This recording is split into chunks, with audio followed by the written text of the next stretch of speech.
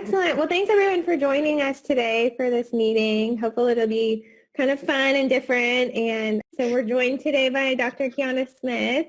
Very excited to have her, and we'll just do sort of an informal interview to get to know her a little bit better, and then there should be time to ask questions. If I'm sure everyone here has some questions for her. Well, we'll just kind of jump right in. So the first question for you is, what did you want to be when you grew up, when you were a kid? Oh, geez, what I wanted to be when I was a kid. So I guess because I was like a kid of the 80s and kind of like a teenager of the 90s, I was very interested in like the whole Ally McBeal. I know some of you millennials might not know what I'm talking about, but I was very interested in that. I thought lawyers were like very impressive. Every time anyone asks, what do you want to do when you grow up? I want to be a lawyer. Okay. In my head, I went, graduated high school and went to undergrad, finished undergrad with a generic bachelor's of science, and went to law school and stayed there for one whole semester. And realized that I would rather get my PhD. And there were a lot of factors into that. When I was in 10th grade, I had a daughter. So I have a 25-year-old. Oh, wow. Telling my age. Yeah, I have a 25-year-old daughter, and I have a 4-year-old grandson. Oh. So, yeah, I knew whatever I did, like I had to live well, and it couldn't be a question. It couldn't be questionable, like you might do well, you might not do well.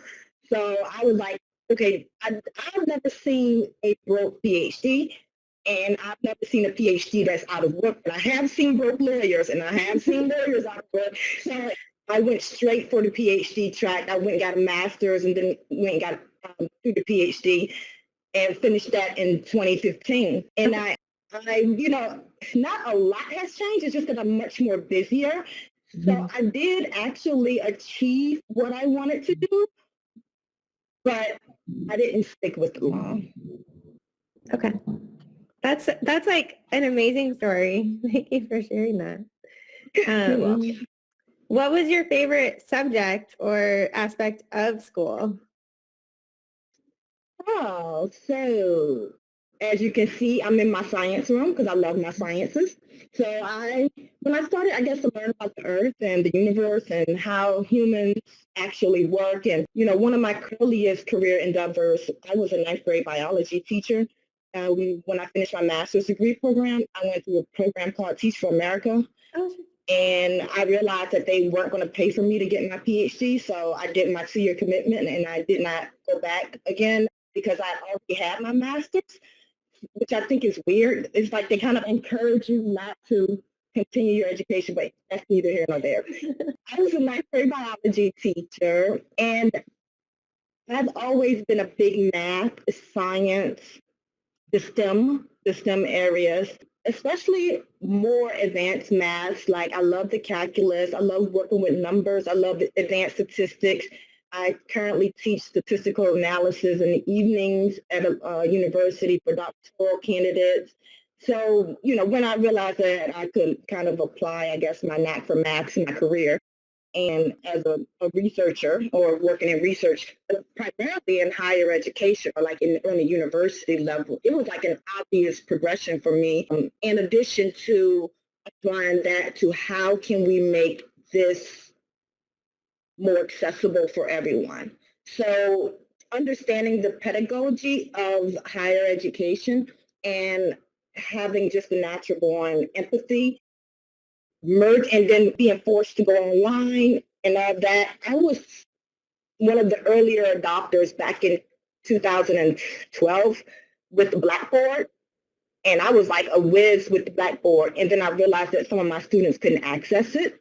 I was in higher education, and was thinking everything was good with my online classes, but didn't realize that my courses were terrible and they were not accessible. And I had no resources, no references to go to. There were very limited people that could even talk to me about it. So I ended up doing a lot of research into accessibility. So a lot of the information and a lot of the papers that I published, I just published a paper about a month ago. It's very centered on accessibility in higher education.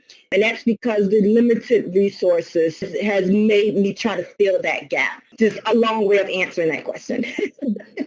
No, I mean, I think it's amazing. I think my favorite thing is always hearing how people get from where they started to kind of where they are. And it's, doors open and close and you get different interests and that sort of thing. So it's just, for me, I always enjoy kind of just hearing what the journey was to get there.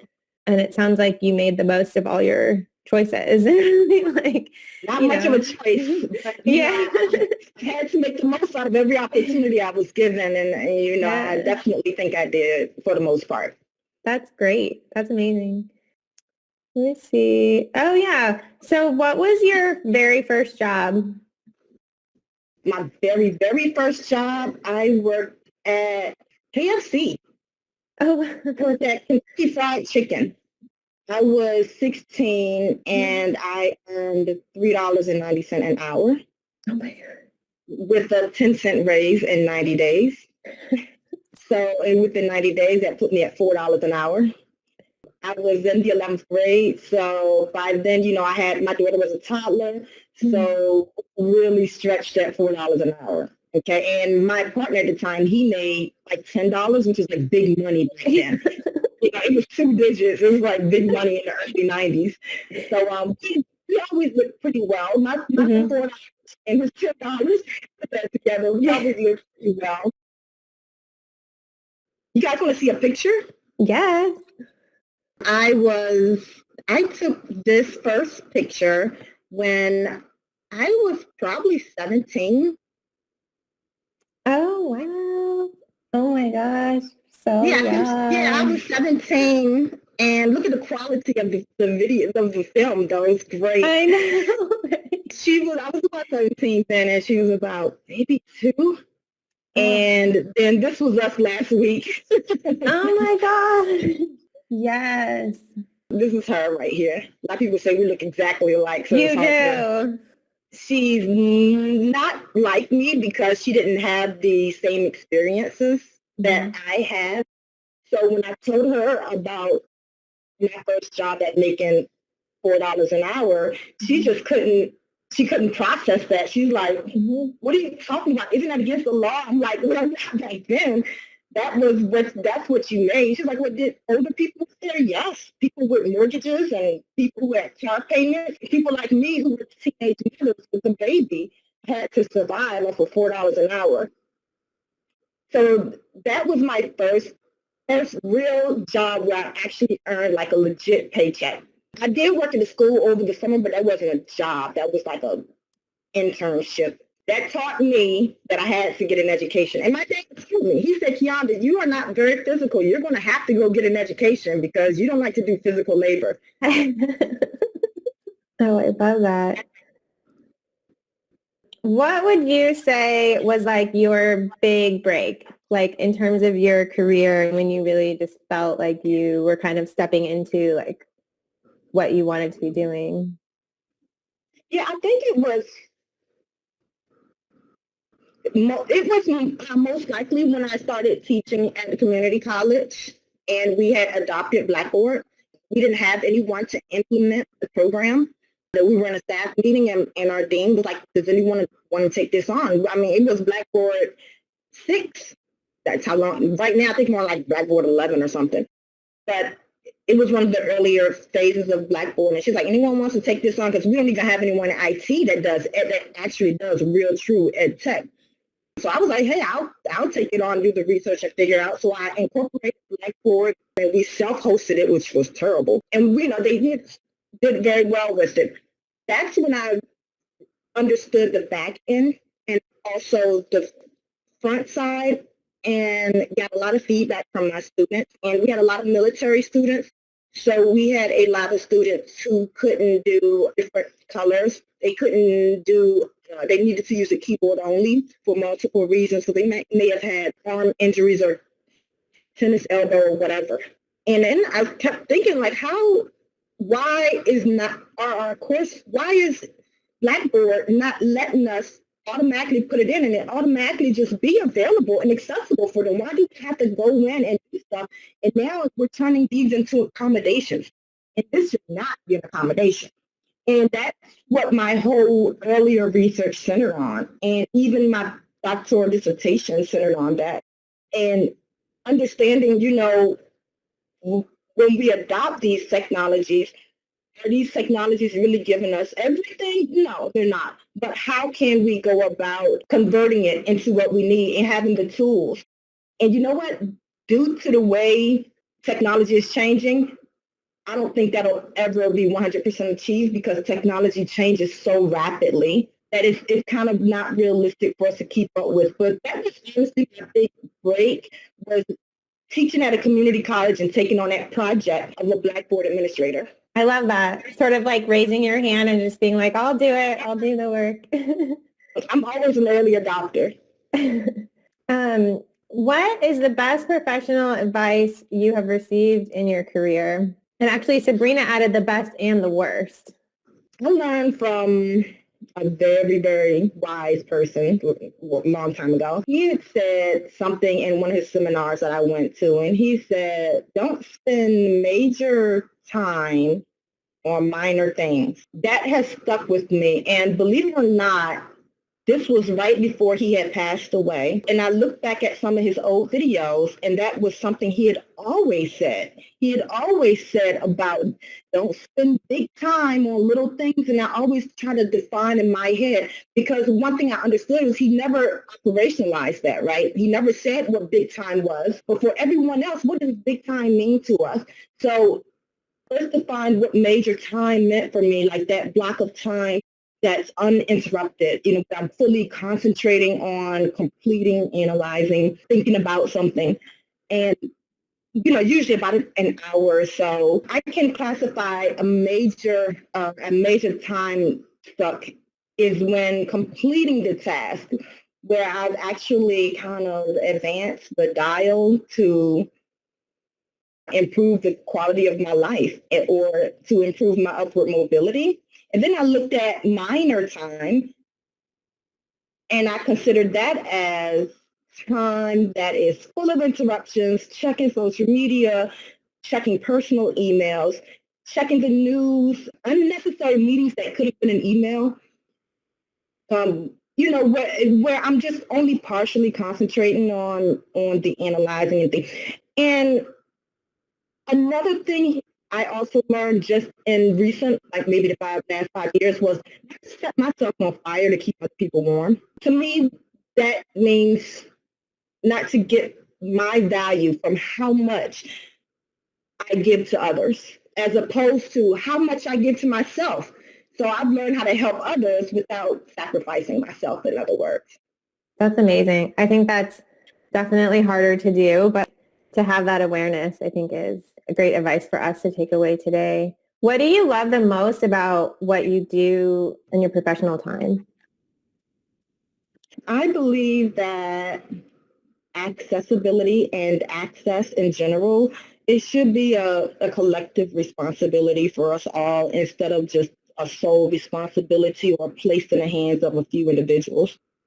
I think the explosion or expansion of accessibility and also the user experience concepts, they bring with it new concepts related to how organizations offer users a more needs-focused experience and pleasant navigation of their, services, product, whatever it is. So that is what I love about accessibility, is just the understanding that we have to do this as a team. I'm never going to really work alone. I'm a severe extrovert, so I don't like working alone. And in this area, because I do know the collective responsibility that we hold in accessibility, I never work alone. So I do like that aspect. That's really great. I like that. Now I thought we could kind of transition a little bit into more specifically your work. There's a few questions that I had sent you. There's also a question that Kylie had put in the question Q&A. In terms of setting standards around web accessibility, what's your role in determining to use approaches or rules towards that level of compliance? From what I have observed over in the last 7 months, the standards to a lot of people are a foreign language. Mm-hmm. So I start all the way from back there. I don't jump into, don't do this, don't do that, do this, do that. I don't go into that with the course developers and designers, because I first need them to understand why certain things aren't going to be the way they need to be. And I start with the federal guidelines that were mandated to follow. And before I even say, okay, now you've broken about 25 of those, in order for us to remain in compliance, I think that our developers and designers, faculty, need to first understand why these things. We can't teach empathy. We can't teach that. But what we can do is we can hold you accountable for standards and guidelines and compliance and conformance. And the way to do that for a lot of adult learners is they need to understand the WIFM. With the WIFM, what's in it for me? What's in it for you is we don't get sued and our company gets shut down. But for those who are empathetic, you could say accessibility is a privilege for all of us to enjoy. It is not only for those who consider or identify as disabled. It is for everyone. That is a different type of disability services. That's accommodations or disability service. I don't do that. And I think there's a place for that, but there's no place in accessibility for accommodations or for disability services, because we want access for all people, regardless of your abilities. That's really great. I love that. I think I used to vet technology at a previous company, and I would work with our accessibility specialist, and she always told me, you never know why someone might have difficulty. And I think you touched on it when you were they were soldiers, they could have just lost their arm, or maybe they're colorblind or things like that, where even low vision, someone's not totally blind, but they just have trouble. Poor internet access. Yeah. They used to be doing their classes on their phone because they don't have a computer.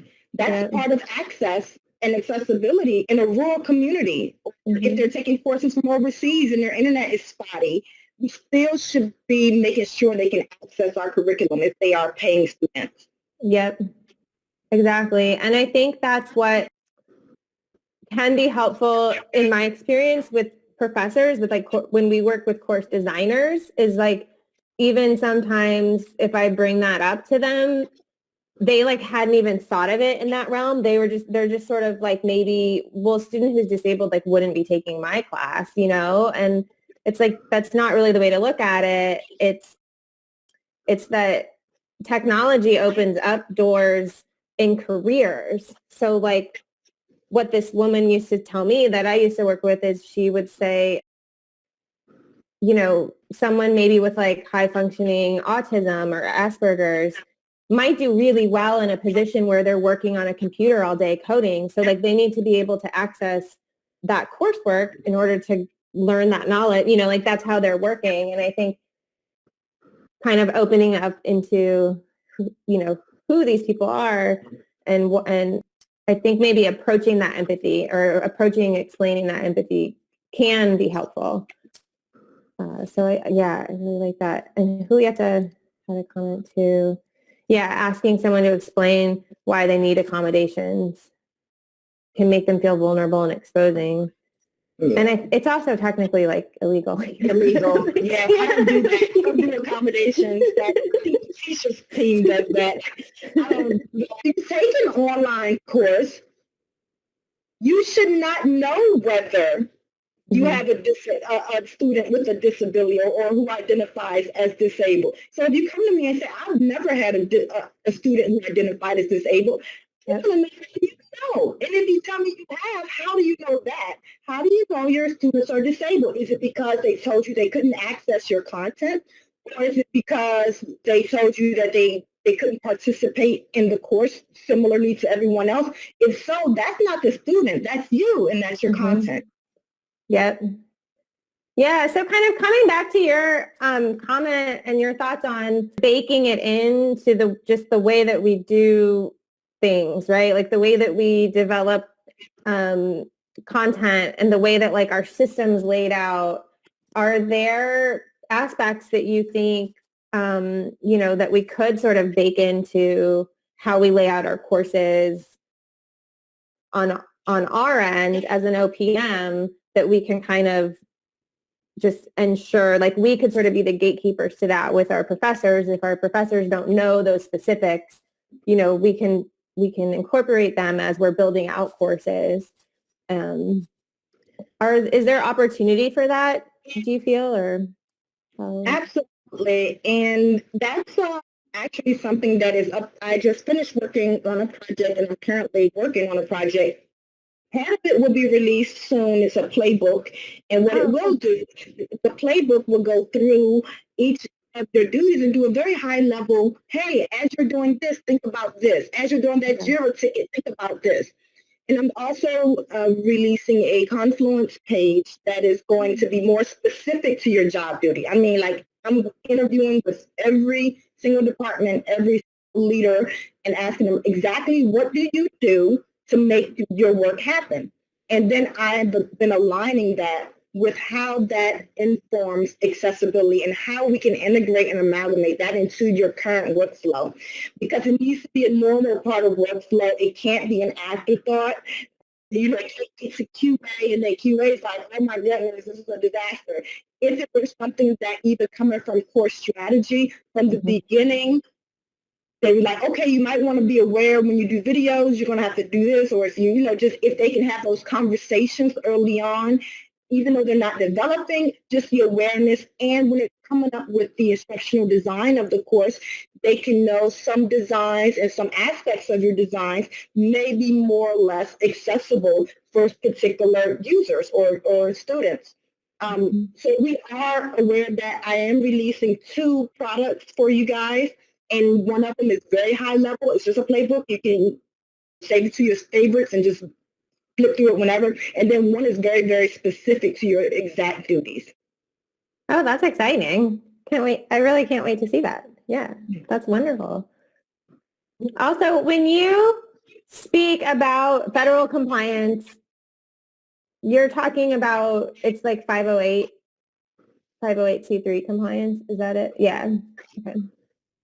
Yeah. Section 508, the ADA Act, the Americans with Disability Act, and Section 508 and 504 in some cases.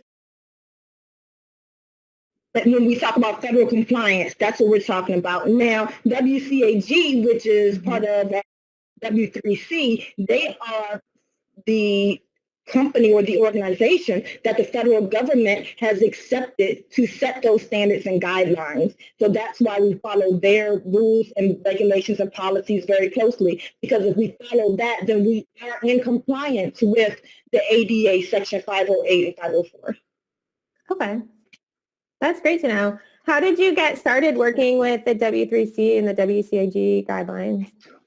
I was an invited expert for WCAG, so I worked on a project and I went on, became a member, and I sit on the silver team, and we're currently working on the 3rd iteration of the WCAG 3.0 that's due to be released God knows when.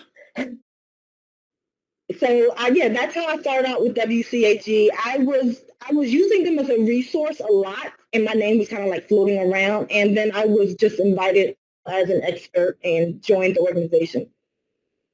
That's great. So that's my list of questions that I had pulled together, but now we can just open it up, and if anyone has any questions that they'd like to ask, feel free to take your mic off mute and ask away. So you mentioned accessibility for things like JIRA tickets. So I'm assuming based on that, but tell me if I'm wrong, if what you're putting out here as part of the 2 products that are forthcoming are recommendations for how to be more accessible in our work externally and both internally. Absolutely. Cool. And if when I speak about something that specific, I mean, okay, if you're going to do a JIRA ticket for a video, check the video to ensure these things. That type of guidance. It depends on the department, of course, because it depends on if it's iteration or who else, or multimedia. And, the guidance is coming strictly from WCAG because I am providing the success criteria along with it so that they can read more about it, not just taking my word for it, but also being able to read more about the success criteria and what level that, because we're federally mandated to meet level AA. So that's something that they need to be conscientious of because they're like, oh, I met it. And I'm like, you're level A, AAA, and that's nothing. I mean, we're federally mandated to meet level AA. And so now your guidelines have changed for level AA. So I'm here to decipher that for you because you don't have time to do that because you have your own work to do. So I provide that guidance based on level AA, and it's very specific to exactly each step of your workflow. Sure, I have one. Hi, Keyonda. I'm Julieta. Nice to meet you. So you mentioned sort of explaining these guidelines through like a legality perspective and saying like, it's good for you to follow these so you don't get sued. But you also talked about kind of including this more like empathetic approach. So I'm curious if you've seen any like tools or any methods that have worked to sort of convince people or to bring people on board with following some of these things outside of just like the legality part of it, which is super important. But I'm just curious, working with like faculty members, sometimes they're like, well, I've never had a student that's had this, and kind of that same language of you don't know that, but it's like trying to be inclusive of everyone. I'm just wondering, in your experience, what has worked for you to try to bring people on board? So it does depend on the nature of your team, but WCAG actually does offer accessibility rollout guidance for different types of teams. Of course, we can't include everyone because we just never know how the teams are made up. And they do offer some basic instructions on how you can earn user uptake or developer uptake, and you can start, and it's like step 1. If you Google WCAG, if I find the link, I'll send it to you. But it's like step 1, get the word out. Step 2, it's literally like that. It depends on your organization. My last organization, even though I was a director of accessibility, I could not release anything. That had to go through marketing. So even though they're given that guidance, it didn't apply to me because I couldn't roll out anything. Marketing had to first understand accessibility, and then they had to implement and incorporate the guidelines that were put forth through WCAG. So it's extremely difficult for us to say, and even interdepartmental, like the way iteration uptakes and the way QA uptakes are going to be totally different. So what I've taken an overarching approach, and I just said, how can we amalgamate this into your workflow? I'm not going to try to sell this to you because the way sales is going to work is going to vary through each department. So what we can do is just make this as a part of your job. That's my strategy. It's always been my strategy. Your workflow is always going to incorporate accessibility to some extent. And WCAG does recommend that. And they even offer workflow Venn diagrams and all that stuff to show for those who have taken this approach. And for a larger organization like this is best. When it's a smaller organization, you might can do the step by step. But when you're dealing with 500 or so employees, it's not just that simple. I have a few actually follow-up questions to that. Are you involved at all in like the discussions about like how we're laying out our courses in Frost? I am not. That is an IT thing, and we actually have Kevin Blemmel, who is the IT accessibility person, right? So I only do accessibility for content, not platform. Even though it's hard for me not to. I struggle so because I come from a platform background, and my career started as platform accessibility. So it's hard for me not to step on his toes sometimes. Trust me, I've stepped on them. In saying, anything dealing with Frost, anything dealing with HBO, anything dealing with any type of platforms, accessibility has to go through Kevin Blemmel. If you have a question about what goes on those contents, please reach out to me. That's interesting. I mean, that's really good to know, I think, for our work, because we'll have to incorporate both of you, I feel like, in our... And most of the time, we're in a lot of meetings together. And before I got, Kevin was doing both. Okay. He was doing content, and so a lot of the contracts that we have, like GWU and things like that, he has a relationship with them, even though it's content related, because I'm no one in my position. And so he's just been doing the best he can, even though he's more IT and platform. So yeah, any questions you have about Frost, the way courses are laid out in Frost, or the way they're going to appear in Canvas or Moodle, you're supposed to ask Kevin. Okay. I'll try to help if he's not available, but if you see him on it, technically it's supposed to be Kevin. But that is my background, so I do struggle with that. Okay.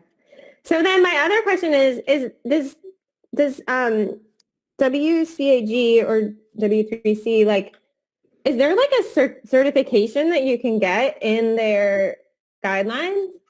Like, do they offer any sort of like professional certification? They don't. I got my certification through IAAP, which is the International Accessibility Association.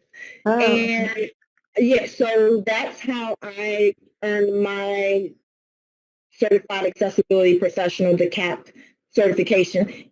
That is, the courses are provided through DAQ, and it is strictly based on WCAG guidelines. That's all the exam is. It's just knowing the guidelines. So it's weird all these people are involved, but it's not, the certification itself is not given by WCAG, it's given by IAAP, but it is based on the guidelines.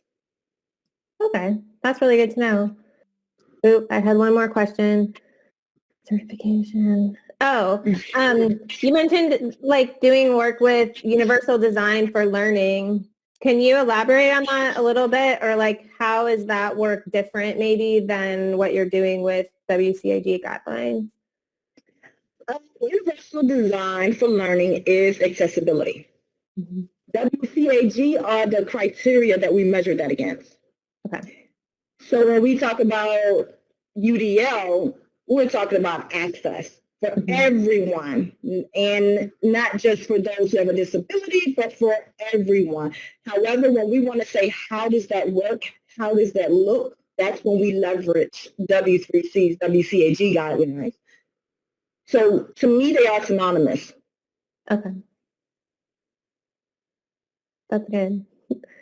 Does that, Cabell, make sense then with how our research categories laid out in like the trunk? Where? So we laid out our research questions for our element level project, and we basically split it into roughly those three categories. Oh, nice. The bottom one is we're referring to as access in terms of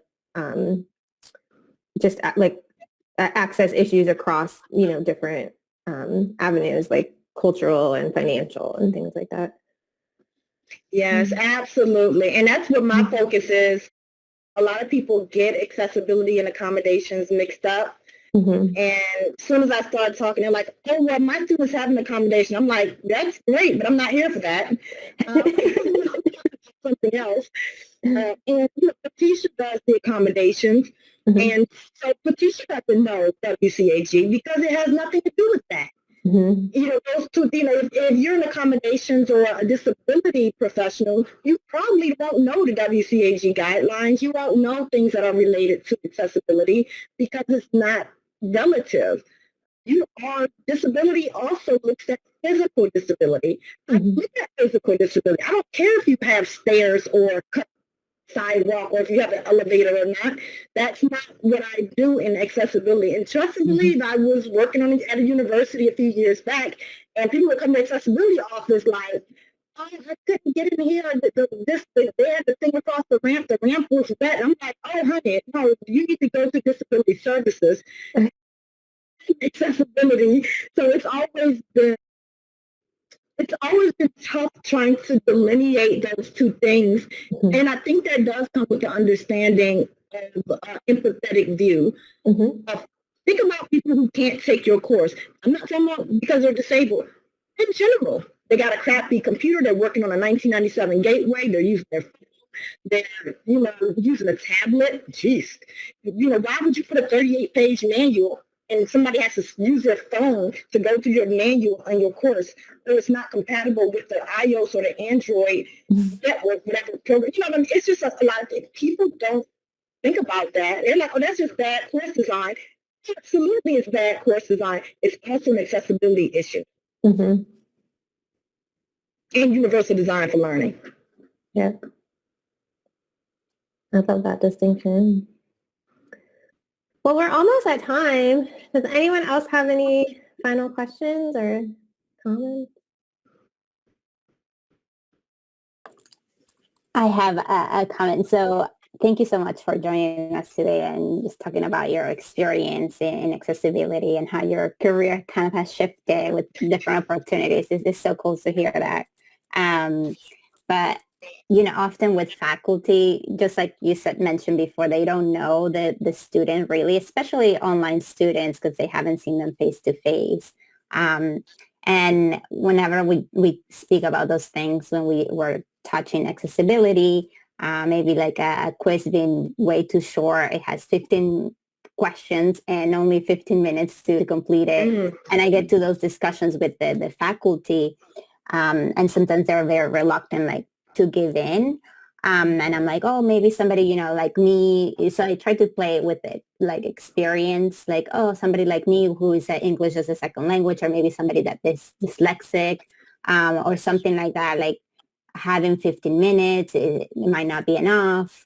And I'm just trying to reason with them, and they're like, oh, it's okay. If they have an issue, they'll reach out to accommodations or whatever. And exactly, Sabrina. Yeah, exactly. What they're going to say is they need to get an accommodation for extra time. Yeah, and that is not what we're talking about. We're not talking about people who need an accommodation for extra time. We're talking about the average everyday person, which the federal law is trying to protect the average everyday person, believe it or not, for once in their life. And even though it falls under the ADA, that's why I mentioned two different sections, because WCAG, it is focused, the guidelines are focused on people with disability. But see, the way Universal Design for Learning works is if you make your courses accessible to those who identify as differently able, then they should be accessible for everyone. That's like the high bar. And if you can reach that high bar, then you don't even have to worry about the rest of us. We're going to be able to naturally be able to access it and even benefit from some of those features that you've added for that very high bar. So that's why WCAG is such a big deal, even though they mention disability. It's because disability is the gold standard. Everybody else don't really matter. Yeah, and I mean, this makes me want to know more about this so I can be better at eloquating my point with faculty. Is there any advice you would give us as a course developers that we're working with faculty, kind of examples that we can share with them, just practical information that we can learn? Tell you what, even as a professor myself and being on both ends, we like data. We like true stories. We like to know how is this going to impact me first, and then my students, even though they try to say it's the other way around, we know it's not true. So what I always hone in with faculty when I'm during my sales pitch is we are federally mandated. It is against federal law for you to do this. Forget everything else. Forget disability, forget whoever. It is federally against the law for you to have this flashing light in your course. That flashes more than 3 times in 3 seconds. It is against the law for you to use gray font in this course that's open up to students. That is federally illegal. That works for a lot of higher education professionals because we like guidelines, we like standards, we like rules and regulations. I know I do. And I know a lot of other PhDs do as well. And we like to have something to hold on to look at and say, now, what's the right way? They want to do it the right way. But until they understand that not doing it the right way is not an option. It's not optional. This is federally mandated. And I think that part of my sales pitch is always so thin with them. And if they didn't change it, I would go in and change it because I am upheld by the federal government to make sure that these courses are accessible to everyone. Unless you could give me a strong pedagogical reason why you have 15 questions in 15 minutes, which there are none, then this is going to follow federal guidelines. Yeah. So use that as a kind of the pitch, like, well, that's what I go to. You can find a softer approach. Yeah. This is my life. This is what I do. So I'm very passionate about it. Yeah. And you know, and most other people who are in certain subject areas, they're passionate about their subject areas, so they understand passion and they understand rules, policy, and regulation. And you have to know if you don't like it, hey, call your senator. Yeah. Call your senator and tell them that you don't want your courses accessible to everyone and see if they can get a bill on the floor to change it so that accessibility goes away. But until then, we're going to follow what we are required to follow because I have some documentation and paperwork for hundreds of universities and colleges that have been sued for millions of dollars. And you don't have to be disabled. Yeah. You don't have to be disabled to sue for accessibility. I can go to your course right now and if I see red font or green background, I can see it. Yeah, that's something a lot of faculty don't know when schools are being sued.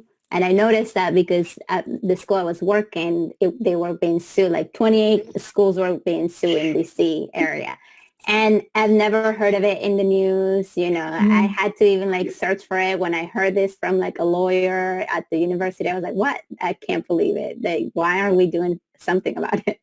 And we're paying these people. Like we at Trident University, I was an instruction designer there. We got sued. We had to pay that guy $25,000. He wasn't even disabled. Okay. We had to pay him $25,000 to go away. Yeah. And I think those are the mediation, not through courts. We gave him $25,000. Like, here you go, get away, because we didn't need the publicity. Yeah. I think those are the stories I want to hear more represented in the, you know, in the media and everything, so I can translate it to the faculty. Like, this is why it's important. I know. So you make a really good point. It's not something that has been talked a lot about. And I think it's because it only affects a very small percentage of us, of us who are considered professionals and of those who have fallen upon this law or who have fallen upon this way of trying to twist the law to make money, or for those who actually can't access the course because they can't, because your course is so inaccessible, they may be differently able and they cannot get in your course. And it's not that many of us. So, you know, I'm with you, Sabrina. I do wish there were more outreach about how often this happens. We should consider that, Cabell, in the phase 2 research of how to kind of give more light to the statistics and the legal cases that support it. I think that would be helpful both internally and externally to figure out how to kind of get that information out. Even like infographic, like even just an infographic or something that we could present to professors to help them understand the number of cases and the number of dollars and things like that. And that data is freely available. It's out there. It's open. It'll show you from 1997 on. That data is free and open to everyone to look at. So that's a great recommendation, Mary. Thanks. Well, I think we're at time today, but I mean, we've had such a great experience getting to know you, and it's always nice to feel kind of connected to people in different parts of the country. So we're really just so pleased that you were able to join us and that you were so willing to share from your vast experience with us today. Thank you, Matt. I really enjoyed you guys. I love to talk about this stuff, so I can go on for days. I hope to see you all around. Please don't hesitate to reach out if you need anything that's related to your content. Definitely. If it's related to your platform and you just can't get a hold of anyone else, you can reach out to me as well. That's fantastic. Thank you so much. All right. Thank you. Have a good day. Thank you. Nice to meet you. You too. Bye-bye.